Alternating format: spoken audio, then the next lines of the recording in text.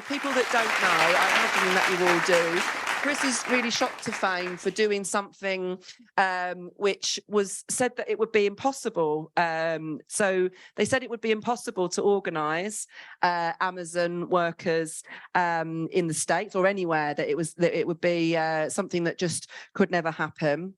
And Chris went on to say, well, that's not right, because I am going to organise them. And in fact, I have organised them and won union recognition in Amazon in Staten Island in the States, the first union recognition of the company's history. I want to ask you lots of things about how you did that and what the future is for the ALU, AWU, sorry, for you know, worker struggle in general, for unions and for all of these things.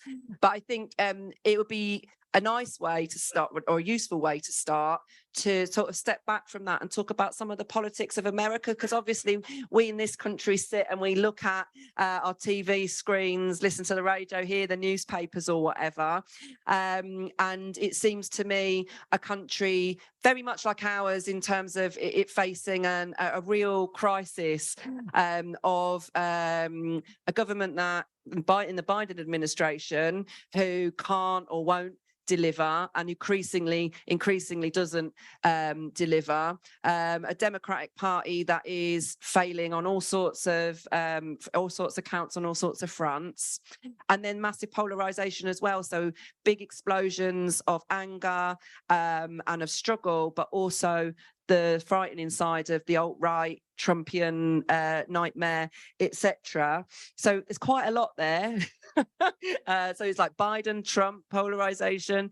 I wondered what your view was, I guess, about what is the situation in American politics. How do you see the state of play there, really? So yeah, Chris. Thank you. Oh man, politics. I hate politics. No, you know what? It's scary to know that the man running our country is just not it's not there. And I mean that in the most respectful way, and I'm telling you this from my first person experience as, you know, being invited to the White House last year. I do not remember the conversation with Joe Biden. That is scary. And yeah, when I was invited, at first we weren't even told that he was going to be there. We were told that he couldn't make it, and it was kind of like a surprise. And when he came in, if you see, you know, the video that's out there on social media, you see him walk in the room and he comes right to me and he's like, "You're the guy that's been causing good trouble." And I'm like, "Yeah, I am the guy." And and then the video stops after that, but they don't show what happens in that half an hour. So I'm gonna tell you right now, from my perspective and what I remember on my side, basically we sat down at the table and he sat right next to me just like this. Kamala was on the opposite side of me, and the Secretary of Labor, Marty Walsh, was like a couple seats down, and Joe Biden was sitting right on the left of me, like right next to me. And he's looking at me and he's like, "Tell your story." So I got like 10 minutes, tell my story, whatever. And then after that, he started talking. And I don't know what the hell he was talking. So after he just rambled on for like whatever amount of time it was, I'm like, all right, so let's get into the real shit. What we about to do about Jeff Bezos and Amazon right now? I need something right now. What we doing? And they handed me a pamphlet. And Kamala was across the table like, I'm like, what do you mean? Like, I'm not here for this. I'm not here to take photos and talk about nonsense. Like, I don't want to be here for that. I want to understand what's the plan on holding corporations accountable, and what are we doing to create laws? I'll be passing the PRO Act. Yeah, executive pen broken or something. What's going on here? Like, something. And what I got in return was a pamphlet and a Joe Biden Hershey Kiss chocolate. And I said, oh, these are the people running the country? Oh, we're in a fucked up situation. And that's what I learned from that experience, that visit, that the people running the country know. And it's scary to know that they have all this power. It's scary to know that they were voted in. And to know not only that he's claiming to be the most pro-union president in American history, that he's using our victories, but he's not giving anything back to the workers is even more insane. And this is the definition of insanity, you know, to continue the same thing and get the same results over and over and over again. And we see it for decades. The labor unions tied to the Democratic Party. In return, we have gotten nothing in the last 60 years in America. This is why the union density is less than 10%.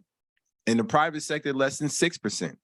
So of course, our victory of beating Amazon was the most historical victory in the last 100 years. So what should have happened last year, we kicked down the door, everybody should have flooded it. But that didn't happen at all.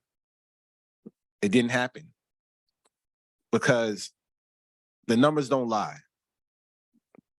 All the established unions in our country, the most powerful unions you hear about, you love, and you know, from the Teamsters to the 1199 to the SEIUs to the Unite Here's to the AFL-CIO, the whole umbrella. They only contributed 3% to new organizing. That's my union and the Starbucks workers campaign that kicked off last year. 3% of their money and resources. When these unions are sitting on millions, hundreds of millions of dollars of strike funds, they have really good labor lawyers, and they have political ties. We know they have political ties because their union dues, their endorsements are endorsing these politicians on the left, all your favorites, Bernie Sanders, the Squad, AOC, and beyond. So why haven't any of the labor laws changed in our country yet? Why is it that Joe Biden uses the law from 1945 against the railroad strikers last year? We're in 2023. What the fuck is going on? How you using a law from 1945? So it doesn't even make sense. And this is my short journey of being an organizer in the last 3 years. And my union is even shorter than that. We only been around for a year. So for me to pick up on all of this, the way we organize, it had to be different. It couldn't be the traditional unionizing that we've seen in the past because it wasn't working. So what we did with our union becoming independent, not only did we defeat Amazon, we became a threat to the entire establishment.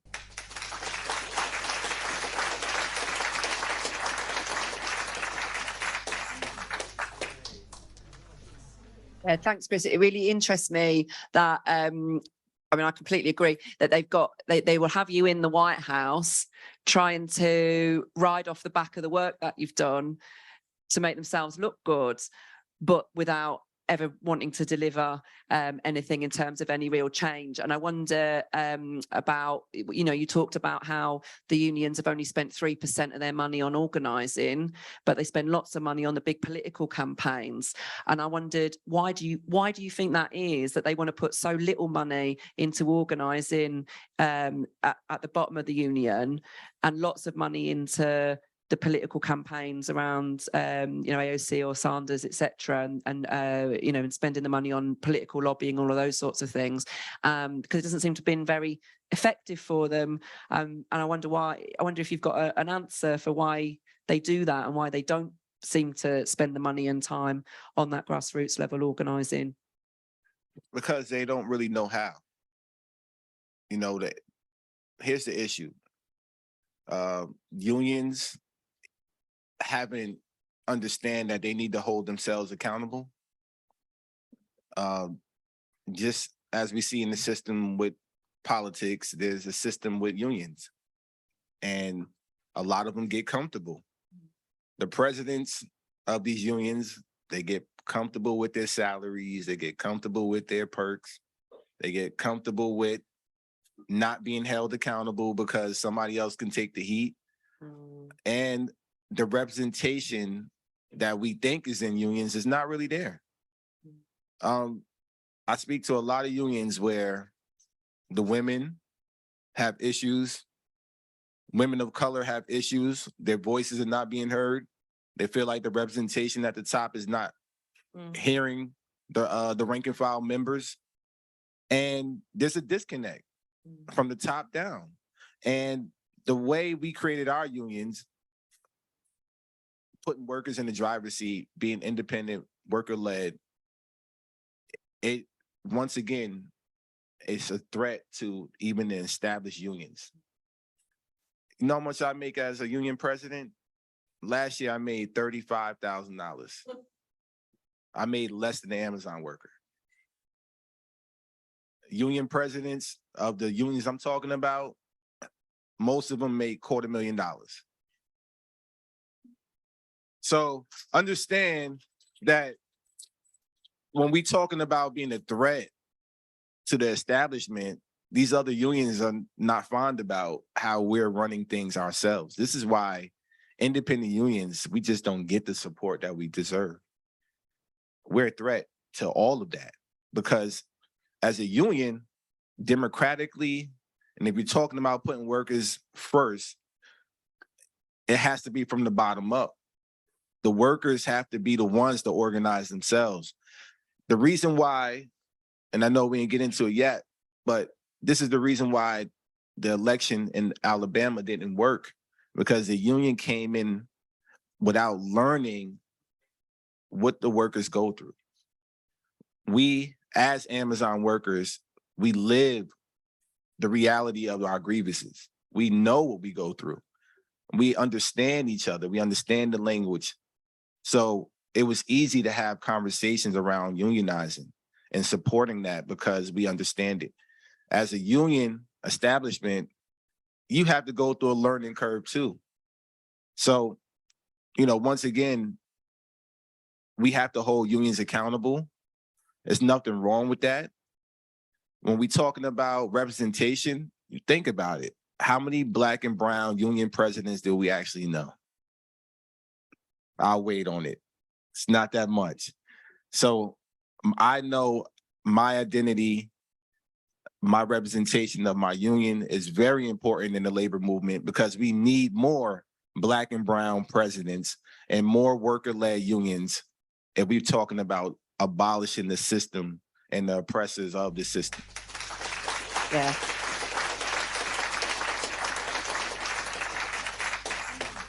So we're going to delve into it. You touched on the failures of that more traditional union organising model in Alabama, and here our trade union movement talks a lot about Jane McAlevey, who I know that you personally know, and I guess, you know, a lot of time and investment has been spent in getting McAlevey over to talk about her organising model, the idea of, you know, incremental growth until you get a supermajority, about professional organisers being sort of parachuted in to sort of educate and explain to groups of workers they need to join the union. And it seems to me that you didn't do that in Staten Island, but that has been the model that hasn't been successful elsewhere. And I wondered if you would say a little bit about that, but also about why you think it is that they want to be so, whether the lessons from Staten Island are really being learned, if you like, and how we can start to learn those lessons in order to organise other places, I guess. Yeah, so I just wanted to say that I forgot to tell you, the White House didn't do a background check either. I forgot to mention that. I had set up a guillotine outside of there like a year prior. So it was funny. I just thought about that. But it's that easy, y'all. Jane McAlevey, yeah, she shout out to her because she did work with us for a little bit after our victory. So, hey, look, I'm gonna be honest. Every expert in the country wrote us off. She was one of them. Trust me. So don't act like, people act like we had the support after we won that was always there. It was not. We had nobody supporting us. We had no political support. Everybody that's there now was not there when we started. And she was one of them. And I didn't have time to, during our campaign, which lasted over 300 days, 11 months of campaigning, I didn't have time to do a bunch of interviews like, back and forth, and I heard the experts chime in saying that, we're a circus, we're a dumpster fire, we're never going to win, it's impossible to organize Amazon, we're going to lose, I even heard we're going to destroy the labor movement even more. I'm like, what labor movement? So I'm like, oh, we're going to destroy it. It's not already destroyed. But I was here, I was reading all of these things. And yeah, traditional style organizing, it may work or have worked in the past. But obviously, Amazon has been around for 29 years, kicking these established unions' asses that was using those same methods that Jane McAlevey preaches. So if they would have worked the way it was supposed to, Amazon would have been unionized a long time ago. We did not use these methods. We took her courses. We tried to learn. We read her books. My mom even took the course, literally. Guess what? It wasn't working for us. We were talking about Amazon, a $1 trillion company. It's a whole nother monster. It's never been dealt before. So we had to learn and play chess with this company. And who better than myself? Somebody who opened up 3 buildings for Amazon. I was one of their best employees in their entire history. Believe it or not. I was their highest paid supervisor in the entire Amazon network. When they fired me, they didn't even realize this. I literally gave a project to Jeff Bezos 5 years ago. They don't even know. So they had no idea who I was when they fired me. And to understand how we organize, we couldn't be traditional. You think we filed with the supermajority out of 8,300 people? Hell no. We had to file with the bare minimum, 30%. Jane McAlevey method, you got to file with 80, 85%. Amazon turnover rate is 150%. Do the math. You would never, ever keep up with the turnover rate. Impossible. They fired. I had somebody sign a card, they got fired the next day. Literally. You would never keep up with that turnover rate. So you had to throw that one out, right? So we had to make up the difference when we filed for our first election. Then let's talk about SALTs, because this professional organizing Amazon workers. First of all, let's think about the representation in unions. Once again, there's no investment in organizing, the 3% that we're talking about. So to send somebody in from a whole nother community, possibly a white person, because majority of the union members, it's more white union members than black and brown. They're going to send somebody in that don't look like this person, don't look like an Amazon worker, don't come from where Amazon workers live, do not travel the commutes that Amazon workers do, and they're going to try to educate them to join the union. You know how long of a process that is? First of all, just think about, you got to survive Amazon. I had a SALT come in one time, he quit in one night. Couldn't even handle it. Couldn't even handle working at Amazon, let alone organizing. So it's not that easy. It's not that simple. You can't just put salts in the buildings and think over time you're going to get a union out of that. Here's the difference that separates my union from every other campaign in the world. The lead organizers are 7-8 year vets at Amazon. Derek Palmer is 8 years at Amazon. He's invested in the company. My lead organizers, my vice president, she's a 4-year vet, invested in the company. My lead organizers, most of them 3, 4, 5 years invested in the company. What I mean by invested, they opened up JFK. They was there to day one. The same thing with me. I opened up JFK in 2018. I saw the first person walk through the door. I opened up 2 other buildings prior to JFK, EWR 9 in 2015 and BDL 2 in 2017. I was invested in Amazon. I knew the ins and outs of the company. So to have conversations around organizing for us as Amazon workers was easy. We had a relationship. We see these people 60 hours a week. We see them more than we see our own family. We're not salts. We're actual people from the community. So there's the difference in our campaign with the Amazon Labor Union. Other campaigns that are launching now, it's going to be very difficult if the lead organizers are not the actual workers. And unions, traditional unions, even Jane McAlevey and all the experts, they have to understand that. They cannot be educating and expecting that it's just going to be a light switch on that's going to click. It has to be worker-led, and workers have to be in the driver's seat to make their own decisions. And we were able to accomplish that.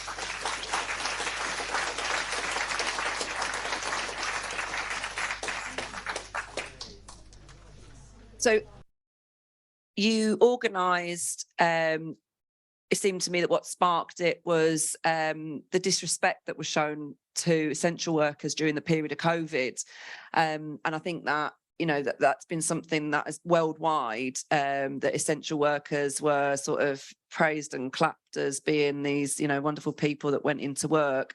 But then being at work was a totally different experience. It was an experience of real brutal disrespect. And of course, getting COVID, family members dying of COVID, disproportionately Black workers and poorer workers that were being treated like that. And I think, you know, during that period as well, we saw the sort of explosion onto the stage of the Black Lives Matter movement. I know you've got things there that you feel about that movement and the way that it's gone, but I wondered if you would sort of talk a little bit about that period of time, both COVID and Black Lives Matter. And then I guess, you know, what's happened since that? I mean, obviously we've still got COVID, but sort of not being in the depth of the pandemic, and having a little bit of distance now from the big outpourings around the Black Lives Matter movement. What's where do you think those are heading, and what impact did that have on workers in America? Well, during COVID, you know, it was a life or death situation. You know, the world was on pause. Then you had George Floyd, you had Breonna Taylor, you had Ahmaud Arbery. You have all these police brutalities that people are witnessing now. For the first time, people are witnessing them. And more people who weren't paying attention because of the distractions of life, of just going to work, taking care of your own family.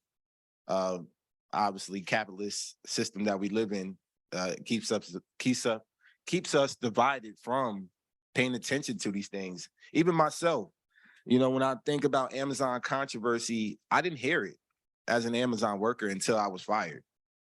You know, that's all honesty. If people think that Amazon workers were coming home and watching Democracy Now!, it didn't work that way. You know, we don't hear things until we actually pay attention or until things affect us. And I think with COVID, it affected all of us. Life or death situation. Nobody knows what's going to happen. The CDC was all over the damn place. We're listening to Dr. Fauci, one man in America, which obviously that was a disaster. And then we got Trump in the news every other day, all the other distractions of life. And Black Lives Matter, you know, the rising of that, when it happened so rapidly, it just seemed to be a trend after a while. And after it trended so much, it became desensitized because people just lost the impact of using Black Lives Matter. It just became another slogan, another hashtag, another pin that we put on the shirt. And it wasn't organized correctly. I don't even know who the hell organizes the original Black Lives Matter. And I come from the States. All I know is I know different chapters. I know there's a New York chapter. I know there's a LA chapter. And I've worked with them. I've been online, picket lines with them, rallies with them. Actually, the first time I did a public speaking was with Black Lives Matter, Los Angeles. And they put me in front of 10,000 people. I was scared out of my damn mind. It was my first time in California. So to go from being fired at Amazon to ended up at a Black Lives Matter in front of 10,000, and the most vivid memory I have of that moment was just walking in Los Angeles. They were meeting at the courthouse every Wednesday to get rid of what was the damn name? Yeah. Who? No, what's the one? The terrible lady, Jackie Lacey. Fucking Jackie Lacey. We was trying to get rid of her ass. And all of the families for over the years were coming out there speaking about their tragic losses. And it was just a bed of roses. That shit, it was just a surreal moment for me. And I'm like, wow, these are stories that we never heard of. But we're here for George Floyd, but what about the rest of these people, these Black men, Black women, Black people that's been shot down by the police? We don't hear nothing about it. You don't hear a word. So the Black Lives Matter movement, just like any other movement in our country, it had a peak moment, and then the government said, get your asses back to work. And economy's failing. If we don't do this, we're going to lose now we got to go back to work. And when people went back to work, once again, there's less people showing up in the streets, less people showing up to rallies, and the organization behind the movement, it just, once again, did what capitalist system wants us to do, be divided. Now, like I mentioned yesterday, labor and Black Lives Matter and Extinction Rebellion and Sunrise Movement and all these different movements, Women's March Movement. When we all was in the street for George Floyd, we all went back to our spaces, and our spaces keep us divided. And what I've done, or at least attempted to do, is try to be a labor leader that stands up for all of these different movements. It's not always welcomed. I do things that's obviously out of the norm, but I always think bigger than the box that I see, a bigger picture. And I will be out there for the Women's March. I'll be out there for climate injustice. I'll be out there for, Black Lives Matter. And what I've noticed in my short journey is that there's not many labor leaders doing the same thing. I will go to Cuba, something that's, for the first time in history, we made the first U.S. delegation for labor to travel to Cuba. And I'm thinking about all the labor leaders. Thank you, yeah. I'm thinking about all the labor leaders before me that have a lot more power and resources than I do, that can use their political power, their image, their platform, to take the same exact stances as I do. But where are they? Nobody's asking that question. Where are the leaders of all these most powerful unions? When I'm taking these stances, I will continue to do it. But at the same time, if we're talking about accountability, we got to look at the unions as well. They got to do a lot more. 3% is a damn shame, especially when we're going up against $1 trillion company like Amazon that spent $14.2 million on us.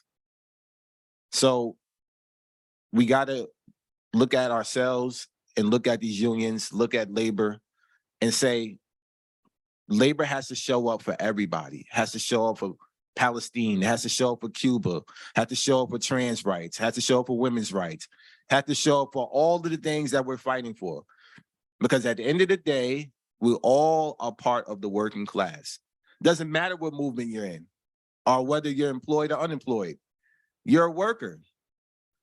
So labor has to be the base of our democracy. And as a labor leader, if any movement calls me, I'm going to show up.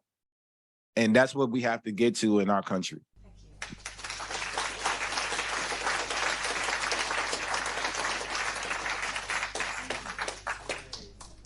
So there's some questions that have come in. I'm not going to do them one at a time. I thought if I do two, and you can pick and choose how you answer them, they're a bit different. So the first one is about unions are often male-dominated spaces. How do you make sure that, I think this is to follow on from your kind of social justice work and the coming together of all the different movements and showing up for everyone.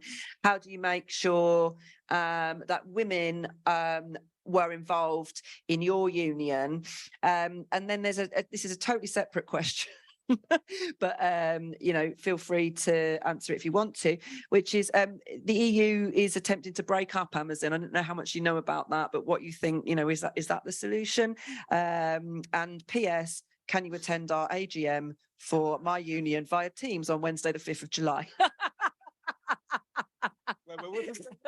It says, will you attend our annual general meeting for our union via Teams on Wednesday 5th of July for a few minutes to inspire us? So you can't say no because you've been asked in Marxism 23. So it's about the EU and about women. And also, will you go? My vice president's a woman. My recording secretary is a woman. My treasurer is a woman. My chief of staff is a woman. I have 16 members on my board. 11 of them are women. I mean, that's a massive difference from how things look across the trade union movement. Is that something that you did consciously, or is that just it arose that the struggle threw up these amazing women that you had to lead it? The demographics in our building, women are the majority of Amazon workers. Bessemer, for example, 85% Black women work there out of 6,000. And the same demographics in Staten Island, women obviously are the majority. So for us, it's imperative that we have women leadership, and the representation of women just in labor is not there. It's not there. And we're doing something different. I want to make sure that, these women have a voice. They have a women's committee. And not only that, our first vote for the Amazon Labor Union was a Black woman. She waited from the night shift to the day to be the first vote for us. And I made that woman the treasurer of the Amazon Labor Union. So it's just making sure that they have a voice, they have representation, they feel empowered, something that has to be done in labor as well. And when I talk to other unions, it's not the same. And it's sad to see that we're still fighting for women of color that even have a voice inside of unions. It's ridiculous. So I'm hoping that with my board and their leadership, it will, break down a lot of these barriers in our unions. Instead of them forming caucuses, we'll find a way to put women in power, make them presidents, make them vice presidents. It shouldn't just be white men or white males as the president all the time. And that's what I've seen. And I'm hoping that once again, our union representation is going to resonate with new organizing. Thank you. Now the second part,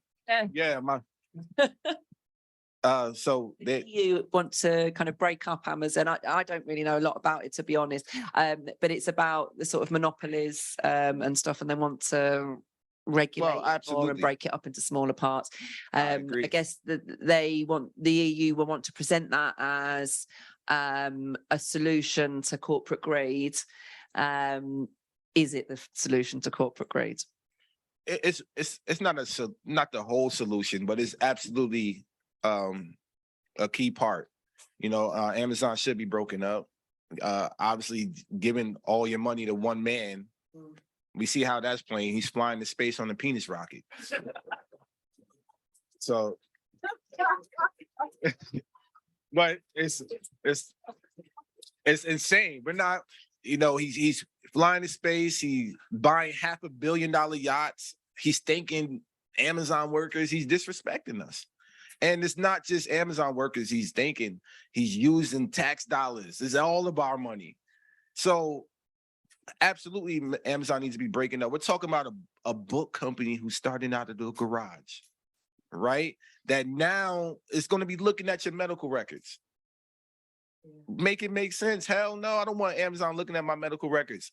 What the fuck? So this is it Amazon adapted to society or society adapting to Amazon? It's really, we're allowing this company to do this to us. We were not shopping on Amazon 10, 15 years ago. I promise you that. I don't care what people say, like, oh, I was like, get the fuck out of here. No, you weren't. Like, you were ordering, you were getting up on a Saturday, Sunday, going to the mall, you're going to Main Street, going to the bookstore, Barnes and Noble, whatever. Where are they now? They're all gone. They're not the same. Shopping centers are not the same.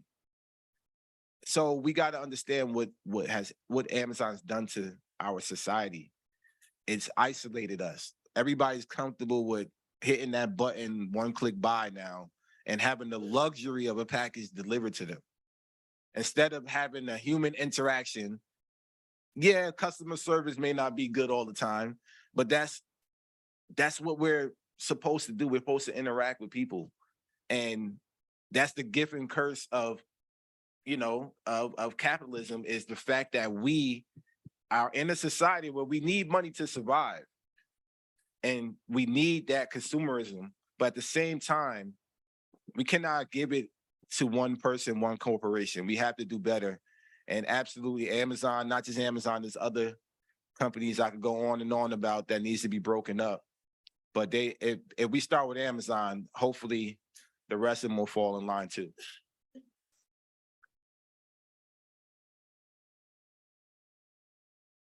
And I'm sorry, I'm leaving Monday, but and July 4th is my birthday, so He ain't coming to your meeting on the 5th. I won't be here, but I absolutely support you guys, and you know, if I'm able to do something in the future, I absolutely will. You got Thanks. my support. So I've got somebody here, Amin, who wants to speak from the floor, particularly to come in on some of the stuff we were discussing around the relationship between Black Lives Matter, trans rights, climate action, and all of those other things. So, Amin, where are you? You kind of answered the question, actually. You did very well, talking about the links between being a trade unionist and showing yourself in terms of the other struggles that are going on in society. Against capitalism, against American capital. I suppose the other thing that kind of happens in our trade union movement often is that they say our trade unions are there to fight for our bread and butter, but if you're black and you can't get a job, or if you're kept out of the labour market, then they don't think that's anything to do with them. Yeah, or if you're more like to get sacked, or more like to be disciplined, or for women, for black workers, all those things happen every day, discrimination in the workplace. So I can imagine in Amazon, divide and rule is the order of the game.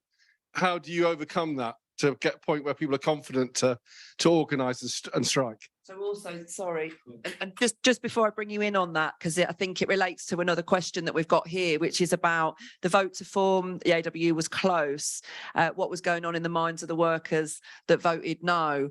And I mean, talked about the divide and rule tactics of Amazon. I've heard a lot about your captive audience meetings that they have, and the incentivization for high turnover, so paying people to leave and all of that sort of stuff. So I wonder if you could combine those two a little bit. Oh, giving you that. Right. So that's always the thing that we're combating when we're talking about organizing in general, is the divisiveness and the tactics that they use to create that fear and doubt, especially when you're talking about organizing into a union. It's scary to talk to your coworkers in front of the boss or at work. But where do you meet people? You got to meet them where they at. And where they at? They're at work. So for us, we had to earn the trust and build relationships with these people. This is why, once again, our style of organizing worked for us, because we're actual Amazon workers. We spend the time with them. And, of course, even our closest coworkers, they wouldn't mention the word union once Amazon started their tactics and, saying if you sign a card, you get fired. And they were targeting people. They were absolutely targeting people and breaking the law every day. So it was a lot of fear amongst the workers during our campaign. But what resonated with the workers was the fact that we pay attention to the little details that mattered. The little details that Amazon don't care about. Once again, Amazon workers, they get injured. They're the leading industry in the country for work-related injuries. We saw about 4 ambulances in one day, every day. We saw an ambulance pick up a worker every day. So go on our TikTok, it's right there. It's literally that bad. But we were out there showing the workers that we care about these issues. One worker needed to be transported to the hospital. Amazon wouldn't pay for the ride. We spent the money to pay for the ride. Got this man to the hospital. His blood pressure was so high, he almost had a stroke. If we didn't get him there, he possibly would have died.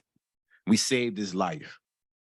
This man was the most pro-union vocal guy. And after that, he went back to the building, union.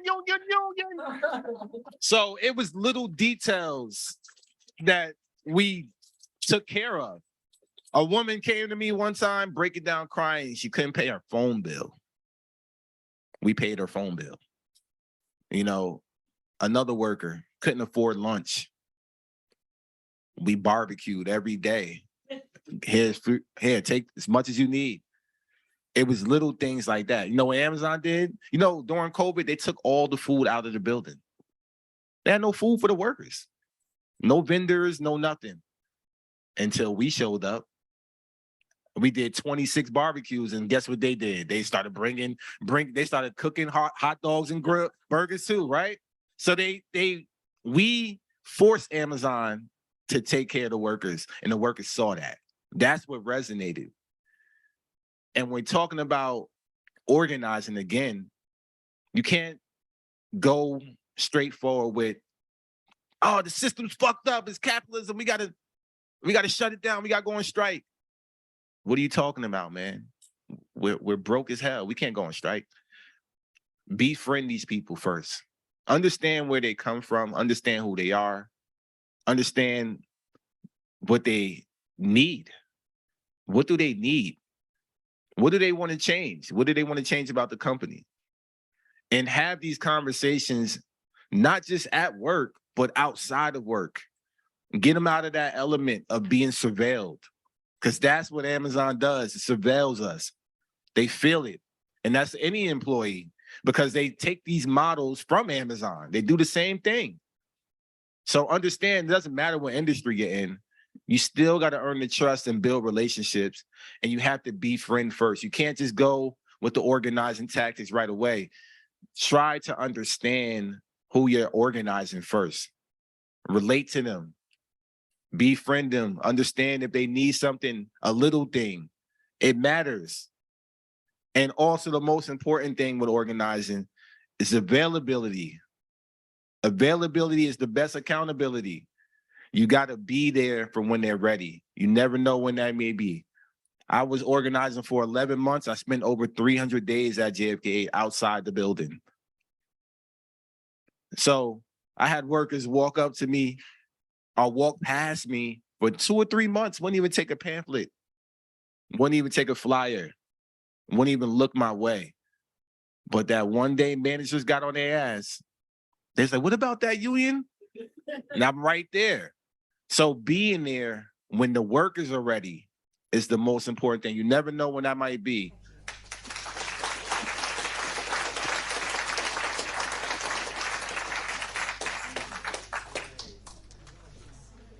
Thanks.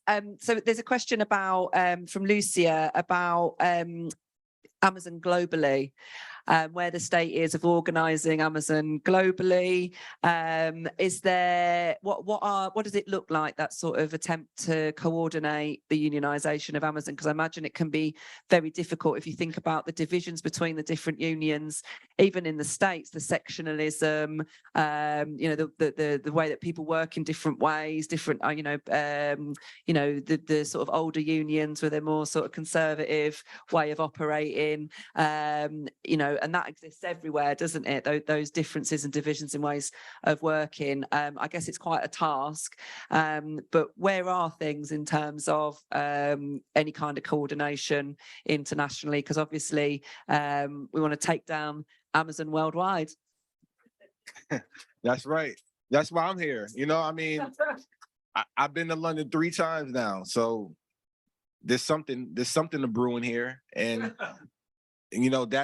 that's what my journey is taking me to, the international support now. It's not going to be one building in America that's going to bring Amazon to the table. It's not going to be one country that's going to bring Amazon to the table. Amazon actually had unions for a very long time in other countries, in Italy and Germany, been around. So it's not like they don't know how to deal with unionizing or with unions. It's just that they don't want to. So we have to connect our struggles, and our struggles, I mean our countries.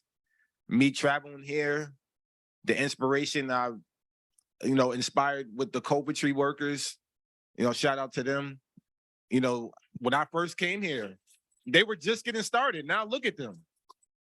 So that was back in January. So to see them progress, and not just in one building, that's starting to spread to other buildings. The last time I was here a few weeks ago, I went up to Swansea to meet with those workers, those Amazon workers. There's a building outside of Wales as well. So the movement is growing. It's really just the beginning. We're in our infancy stages when we're talking about organizing against Amazon. And this will be their biggest fear, of all of our struggles being connected. So I'm hoping with my journey leading to all these different countries, starting these campaigns, getting involved, lending my support, that's going to send a strong message to Amazon, letting them know that what we started is not going anywhere. It's here forever. As long as they're around, we're going to be around, and it's only going to expand. So the international solidarity is going to be key to bringing Amazon to the table.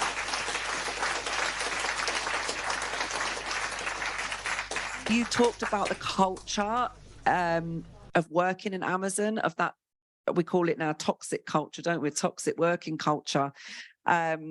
And the organising, obviously, that you've done has been really powerful. But how do people keep themselves sane in such a toxic working environment? Because I always say, when I'm at work or to groups of workers that we're working with, one of the things that sort of keeps you able to carry on in that kind of environment is that there's a bit of a fight and a bit of hope and a bit of struggle, that you might be able to start kicking back and changing things. And I'm wondering if that is a similar situation in Amazon, but also, you know, how do people just survive those toxic conditions day in, day out like that?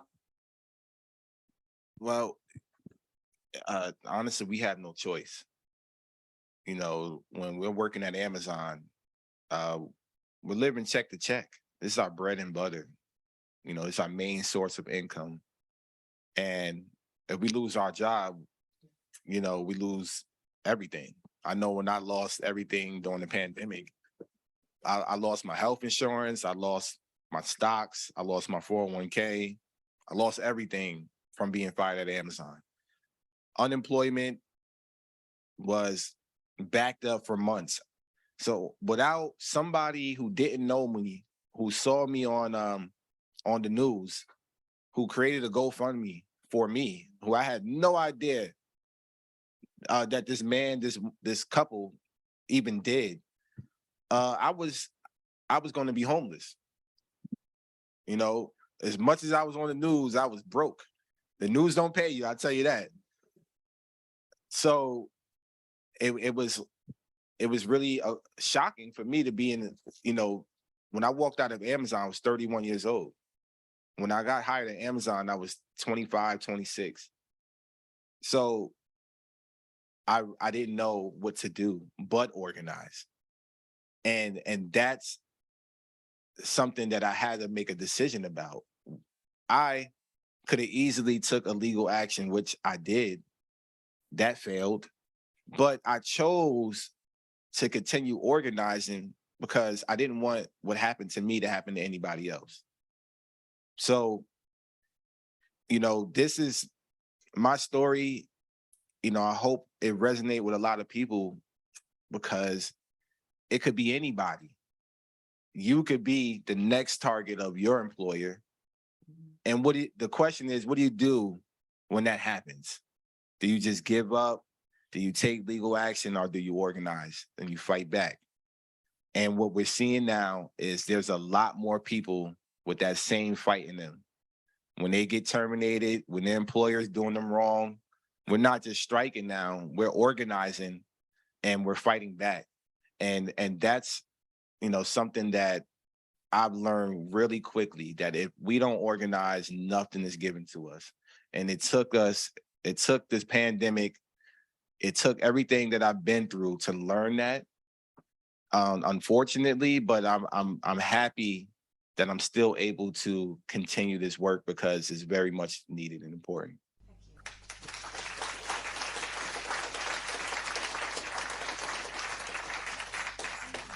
I mean, you talked about what it's like to work at Amazon and everything that Amazon will throw at people to stop them organising and to stop them from challenging and fighting back, and yet people still do that.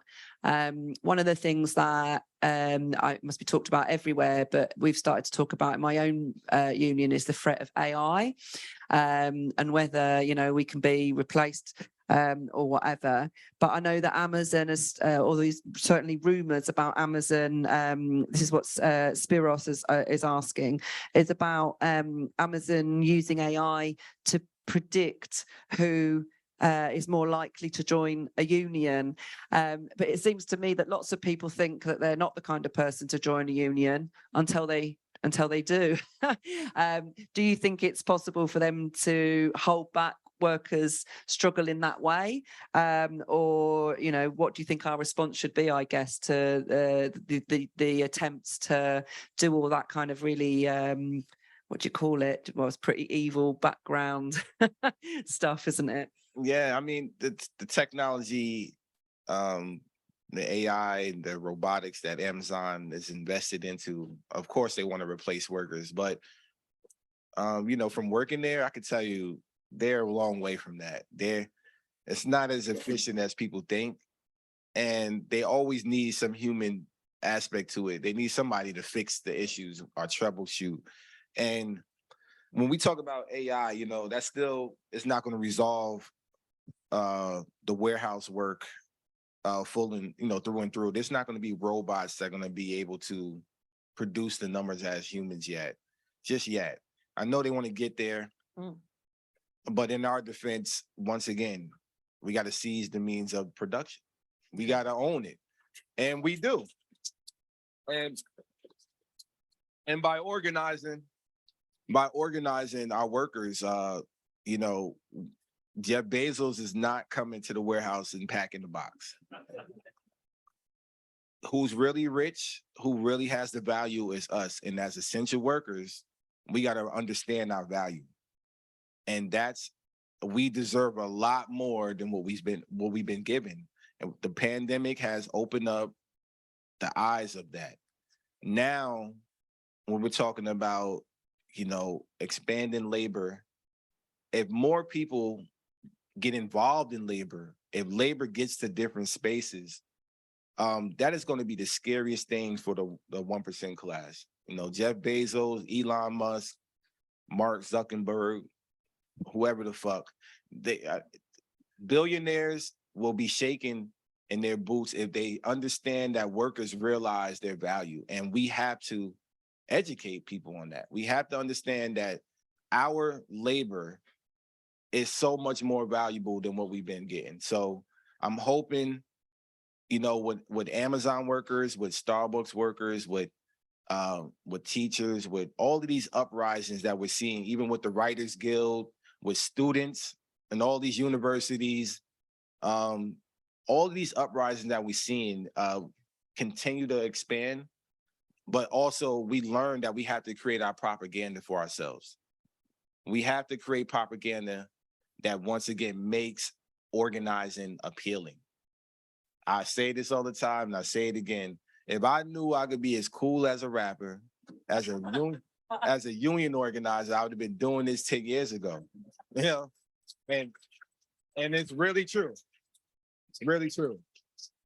I'm just thinking about as a kid in middle school, or even elementary school, you know, on career day, who did they bring in to, you know, talk to us for career day? It was always a firefighter or a police officer or somebody along those lines. And, you know, those, as a kid, you don't know any better. You just don't. But imagine bringing somebody that looked like me into the classroom, and I see the look on kids' faces when I walk in, even if they don't know who the hell I am, most of them don't. They're still resonating with the fashion, with the way I look, the way I talk, because they look at celebrities, they look at rappers, they look at musicians, they look at artists, and they see that in them, and they want to be that cool. So to have somebody in their classroom, it's true. I wanted to be that cool. That's just, you know, as a kid, I want to be on TV. This is who I am.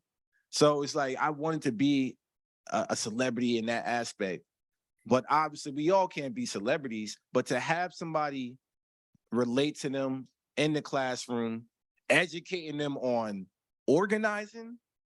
And I'm telling kids like, yo, all 30 of y'all don't do your homework tonight. Like, what your teacher gonna do? So they're like, oh shit. Oh, I know you're a teacher. I'm gonna come to your class. Homework. But just understand the power of organizing. There's student unions. There's now student unions. I'm fortunate enough to live in my hometown in Hackensack, New Jersey, and literally the students of my high school, I graduated in 2007.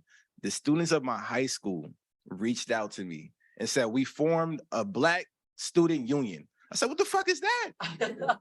Yo, what? Amazing. And they want me to come speak to them. So I'm like, wow, I would have never. And when I was in high school, the same high school, we didn't have none of that. So to see there is progress, and education is a vital key to that. We need teachers to teach the real history of labor and bring union leaders into the classrooms to speak to young adults. So on that, I've got an assembly in 2 weeks' time. Will you come? No, on Teams. Gotcha. So it's all right. Bring me in. Put me in the game, coach. Please come in. John Fanning, I don't know if you're here. It's quite a long question, and I actually wondered whether you wanted to come and sort of explain a little bit about it, rather than just have me reading it out, if you don't mind. So John has worked in the States at Siemens Westinghouse, and as a particular experience about the way in which racism was very divisive at Siemens.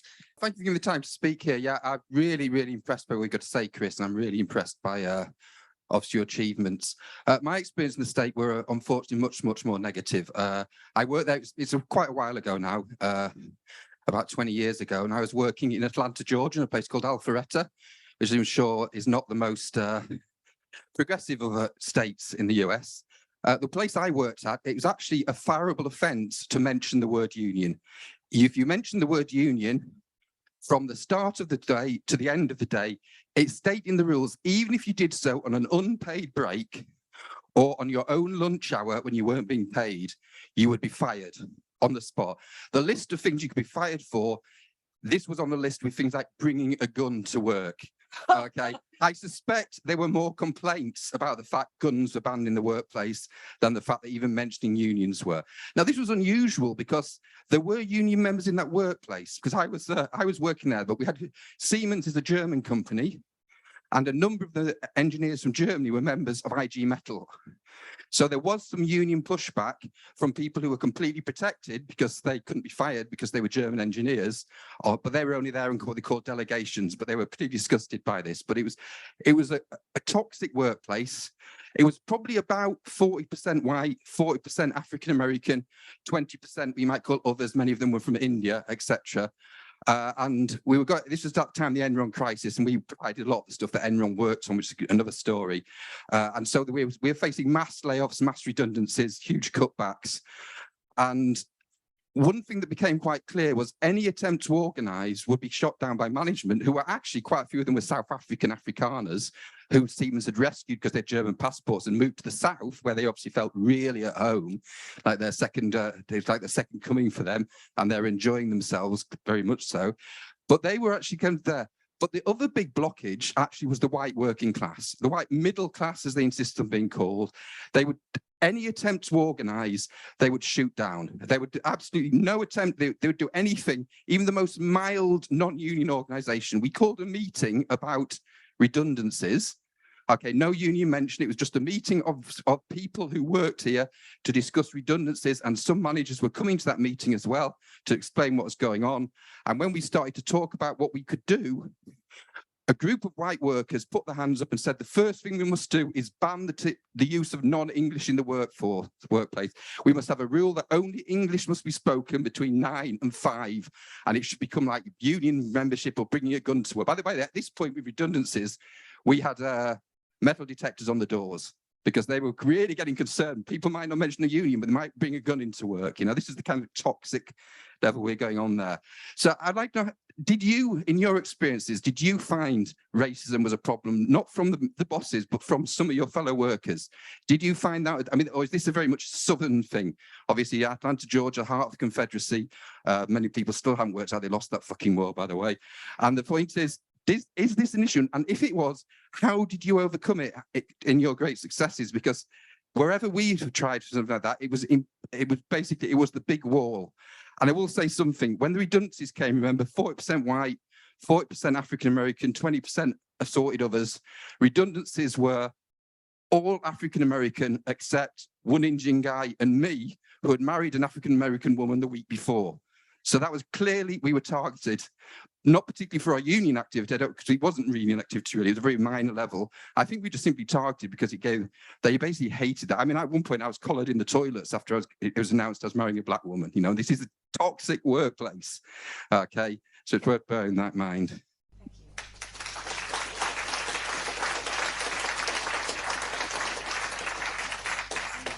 Yeah, so is that just a Southern problem, or tell us?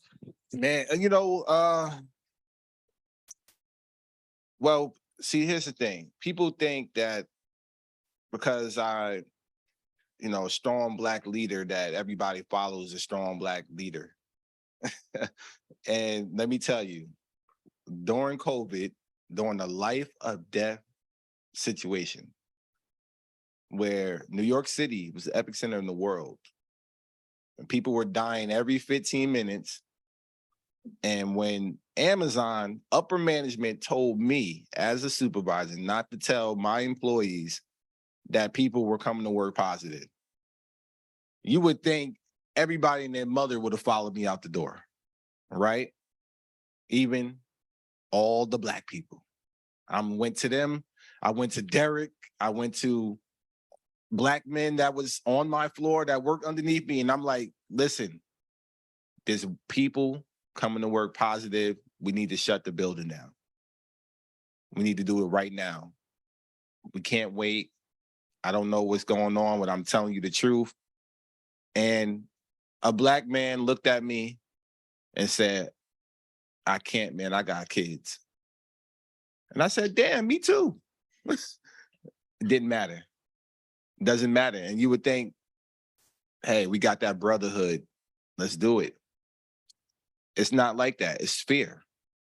And once again, what I mentioned, this is their only income.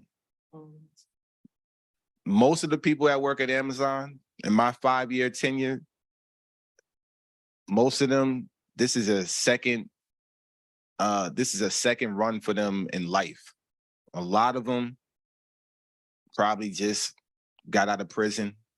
A lot of them don't really got a good resume. Some of them in their 40s, 45, we're working with a bunch of 20-year-olds trying to figure out life still. And we're trying to organize these people. So understand, everybody has different backgrounds, different issues in life. And obviously, we're talking about Amazon being the new modern day slavery. That's exactly what it is. It's slavery 400 years later. Think about it. If there's people that look like me, that's going to stab me right in my back. Everybody that's kinfo and kinfo, right? So it doesn't mean just because I'm a Black man that Black people are going to follow me. Trust me, I'm going to be honest. I get more support from white people. Even till this day. The Black industry, whether it's fashion, music, whatever, entertainment, they haven't really supported me the way you would think they would. Not even close. I've hardly done any Black platforms. I've done a handful of them, yeah, sure. But I've done a lot more white, a lot more other, a lot more left independent media. I've done all of that. But where is the Black celebrities that claim activism? All the time. You hear about it, you see about it. Let me tell y'all another secret that I spilled yesterday. You know, last week I was invited to walk in Pharrell and Rihanna's Louis Vuitton launch. You think that's cool, right? Yeah, sure, it's cool. But where the hell was they when I was fighting Amazon? And we all love Rihanna. We know she's been doing a lot of activism. She loves claiming, you know, the fight against, the fight in her country, Barbados. She talks about it all the time. She's a billionaire though. So I figured out, I'm like, you know, when people say, you know, to become a billionaire, you can't be, well, I say this as well, you can't be a good person as a billionaire. And then they're like, well, look at Rihanna, right? Yeah, I know. Look at Rihanna. She's good. You know, I'm gonna say, offer me to walk in that runway, 2,000 pounds. So you think these models get paid well? No, they don't. They get exploited too. Trust me, I've been on the picket lines with the Model Alliance in New York City for the last 3 years. The Model Alliance has been fighting this industry for over 10 plus years. These models, these industries, they get exploited too. There is no such thing as a good billionaire, even the ones we love. So even in the Black industry and the Black community, I do not get the support that I need. We would be a lot further if I did, but understand a lot of the celebrities, a lot of the ones that we love, guess what? They got deals with Amazon. Whether it is Amazon Prime Music, Prime Video, et cetera, et cetera. So of course, do they want to lose their money? Hell no. So of course they can't be seen standing next to me. They know that. They're well conscious of that. Trust me, when I met Zendaya, what you think I whispered in her ear? I said, I need you. You in SAG-AFTRA, right? You in the union, right? What do you think I said to Dwayne Wade, who's in the NBA Players Union, who sits on the board? The rest of them, anybody you think of, these celebrities that I meet, I'm telling them like, hey, yo, come on. All it takes is one. Get a lot more people behind us. So to answer your question about, how do you deal with it? You got to understand it.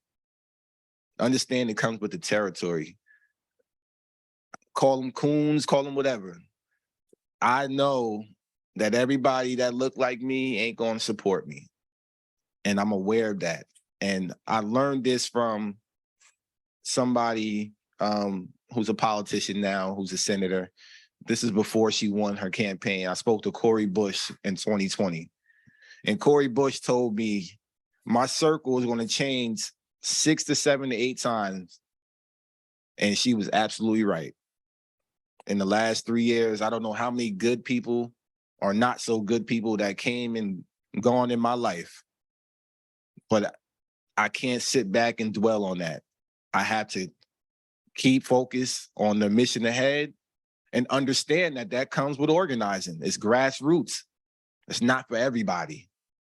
It's just not meant for everybody. It's hard, it's stressful, and people have no idea about the emails and things that I have to read at night. Horrible. But if I wasn't meant to do it, if I wasn't built for it, I wouldn't be here. So if you're an organizer, it's going to be tough. It's going to be hard. People are going to shut you out. People are going to stab you in the back. People are going to leave the movement because they don't agree with your political ideology or whatever you have a disagreement about. It's going to be those moments, but you got to stick to it. You got to persevere and you got to push forward. Love and solidarity.